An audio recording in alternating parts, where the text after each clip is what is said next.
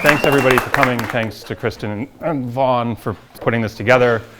All the speakers, it's been really great. Edge City for creating the container in which to have this thing. It's been amazing. Town is hopping right now. It's great.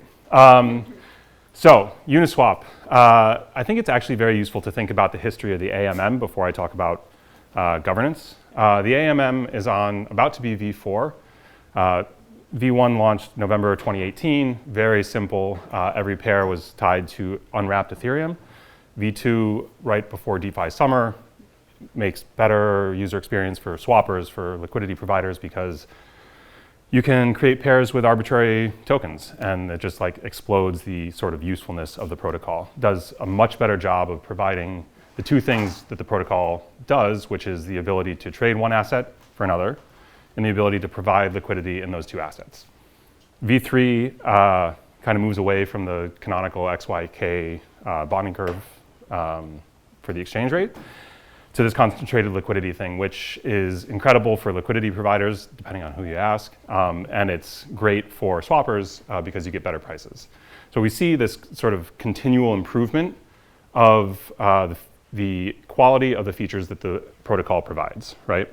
V4 is going to be even better because it becomes very extensible. You can create all these sort of arbitrary protocols on top of this base level of liquidity. So that's what, 2018 V1 to 2024 V4, that's 4 versions in 6 years. Contrast that with Uniswap governance. Uniswap governance is launched in September 2020, post Sushi Vampire attack, and it's a fork of compound governance. It's token voting. The Uni is distributed to former users in an airdrop that it's probably the best received airdrop of all time because it's the first airdrop and it's gone down the hill since then. No shade, I mean, it's just the way it is. So the token's out there in the world and you can delegate it to people and they can vote. And governance, if we contrast it with the AMM, governance really is there to provide 2 features. One is adjust the AMM's parameters. Very few parameters, not much it needs to do there, but there are some. And spend Uni from the treasury. So we have one mechanism, which is delegated token voting, to do these 2 things. And you guys, I mean, everyone that's been here and listening, we've talked about how to come to consensus between huge groups of people around making decisions that are best for the collective. And it's maybe not a reasonable thing to believe that the first mechanism that we've tried is the right one or the ultimate one that we're going to use to decide these 2 things. I think that delegated token voting has been an amazing step in the direction of this distributed governance. I think that we haven't done anything since to sort of push the boundaries of how we're making these decisions.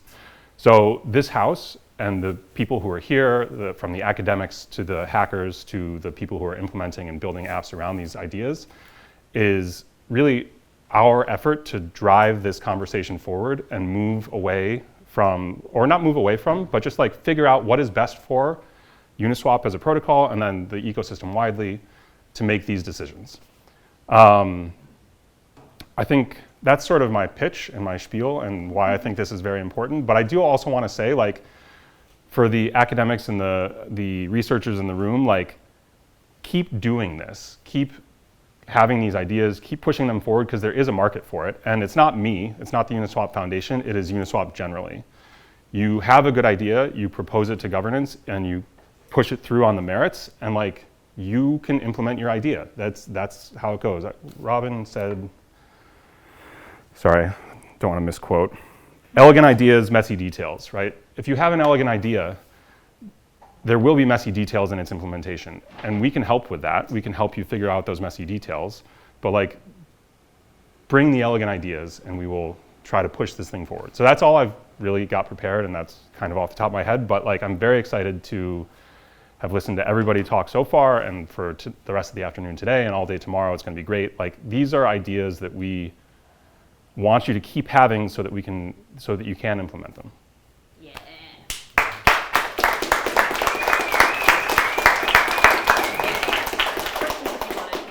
I want Doxa to like have as much time as you need, but I will take questions if anybody has them. 5, sir. Do you guys know what the outcome measure you want out of your governance is? It's an interesting question, and I'd like to have a mechanism to figure out what that what that is. If there's anything you have. I mean, okay, so we had a sort of preliminary meeting of delegates in New York last summer, and there was a conversation around like, what is the North Star? What is the value we're trying to create here, and how do we measure it? And I think the best like objective measure that we've been able to come up with so far is order flow, like how much the volume of trades that are routed through the protocol from any source. And I think that like that is, yeah, I think that's as close as we've come so far. But like I'm open to better ideas.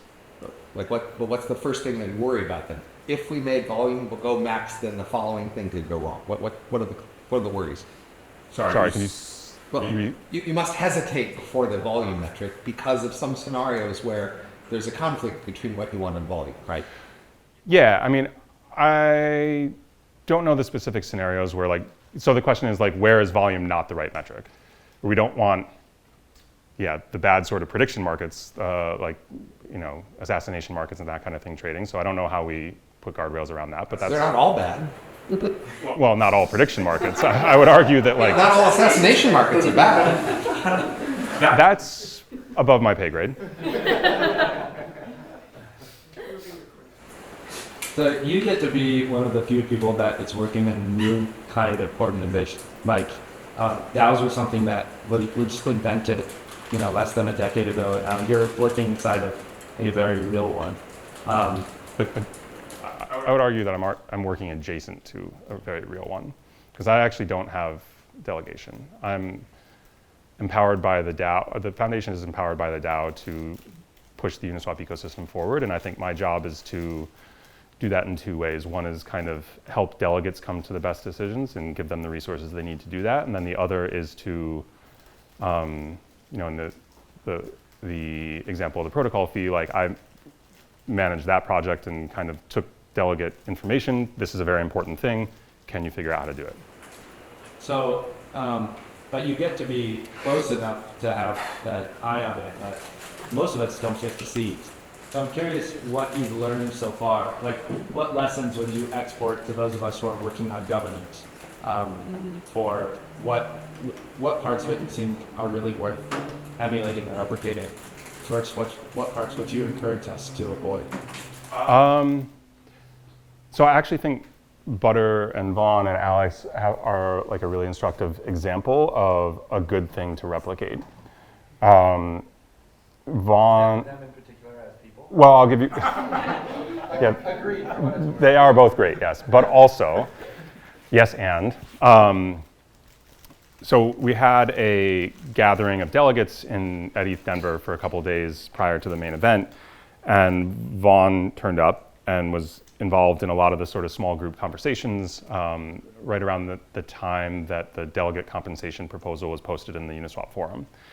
And Vaughn got sort of involved in that particular conversation, and after ETH Denver was involved in a working group that tried to push it in a direction that was sort of more useful than where it had started. And I think that, the presentation earlier was sort of around this delegate compensation question. And I think that like they've done a really good job of figuring out like or giving themselves access to the information around who's involved in this proposal, like what they're thinking in proposing it, what is important, and then trying to build a solution that like solves the like quite obvious flaws in it. So I think that like that, if you writ large, the open access that DAOs provide, and there is a non-trivial hurdle, and kind of like Vaughn went to Denver and he didn't crash our event. We invited him, but he like made an effort to be there. But like once you're there, sorry. I still have one thing, which is I wasn't involved in the delegate conversation. Then Kristen grabbed me, forced me into the conversation. I was in another group that I thought was way more interesting. I mean, would that other group have made the presentation? So yeah, what I'm saying is like you can get involved in these conversations. If you see a meaty problem, if you see something interesting, if you see something that's applicable to the things that you're working on, like start posting the forum, reach out. I mean, if it's Uniswap, reach out to me. I am like maniacal about going to inbox zero, so I basically do reply to everyone. That's my curse. So Classic trait. yeah. So like just try it, ask questions, you know, figure out. And then also I would also say as a strategy to like, for that to work, like you gotta ask questions and then add value. And like that, like this is an example where like they've clearly like thought deeply about how to better incentivize good delegate or good compensation, and like that's a valuable thing. There comes a point where I get bored of just answering questions. But yeah, so anyway, just get involved. How much should we be incentivizing delegates? So if you got a ballpark it, like to the top 5 delegates of Uniswap. Hunt. Pass. Yeah. 500K a year. I don't think that choice is made by the foundation. Yeah. But the mechanism, you know, if we're like designing it, you know, because there's one thing about designing these mechanisms, is it's trying to sort of like gauge from the foundations or the DAOs what their number should be. And that's like actually one of the most challenging parts about like trying to make delegates incentivized, right? It's actually a very, very hard process. And there's really no guide rails, one, in terms of what should and shouldn't be excited about, but two, in terms of like what those cost boundaries should be. So, you know, above 50K a year makes sense for the top 5. There's less than $1 billion, like these are values that we feel comfortable with. You know, like it doesn't go into be overly specific, but like talking to them a little bit is pretty really helpful for that actual people with ability. Yeah, I mean, I'm gonna punt on specifics. I think that like you should be paid relative to the value you create. It's funny, I felt like I was in the White House press room there for a second. Yeah. Well, I haven't thought enough about that to give an answer that I'm comfortable like saying into this microphone. The new protocol, like V4, will have a business source license. It's like PancakeSwap's already forked it, and I don't know if there's a way to kind of litigate against that. I think ultimately, like Uniswap brand is durable because the contracts have held lots of value for a long period of time. Like if one thing you see in the forks is like modification for like to stick in a vote escrow mechanism or some sort of other fancy type of fees, and like with increased complexity comes increased smart contract risk. And I think that like with Uniswap, you know what you're going to get, and that's a lot of security. All right. Huge round of applause.